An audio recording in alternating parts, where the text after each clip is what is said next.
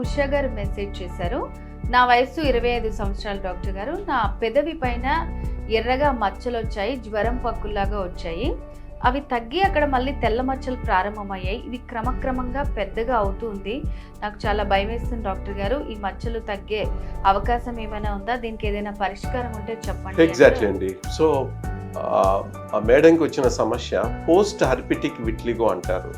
కొద్దిమందికి జ్వరం పొక్కులు మాదిరిగా, స్ట్రెస్ పొక్కులు మాదిరిగా పెదవుల పైన వస్తాయండి. జస్ట్ చూడ్డానికి 2-3 ఉంటాయి, ఎర్రగా ఉంటాయి.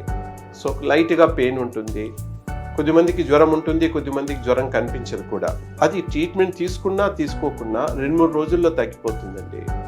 ఆ తర్వాత మళ్ళీ ఎప్పుడో నెలకో 2 నెలలకో ఎక్కువ స్ట్రెస్ గురైనప్పుడు, లేక ఎక్కువ ఎండకి ఎక్స్పోజ్ అయినప్పుడు, లేక chicken, eggs, fried rice, masala food ఇలాంటివి ఎక్కువ తీసుకున్నప్పుడు మళ్ళీ ఎర్రగా పొక్కులు వస్తుంటాయి.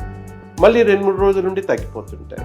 దీన్ని అర్పిస్ లేబియాలిస్ అంటారు. సో ఈ సమస్య వచ్చిన వాళ్ళందరికీ బొల్లి మచ్చలు రావండి. బట్ కొద్దిమందికి మాత్రము అక్కడ ఎర్రగా పొక్కులు తగ్గిన తర్వాత అక్కడ చిన్న తెల్ల మచ్చ మొదలవుతుంది.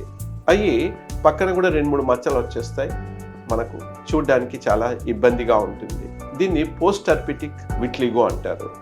సో దీంట్లో 2 పార్ట్స్ ఉంటాయి. ఒకటి ఆ జ్వరం పొక్కులు రాకుండా యాంటీవైరల్ ట్రీట్మెంట్ ఇవ్వాలి. రెండోది ఉన్న తెల్ల మచ్చలు తగ్గడానికి మళ్ళీ ఇక్కడ లేజర్ ట్రీట్మెంట్స్, ఆయింట్మెంట్స్ ఇవ్వాలి. ఇస్తే ఈ ప్రాబ్లం తగ్గిపోతుంది.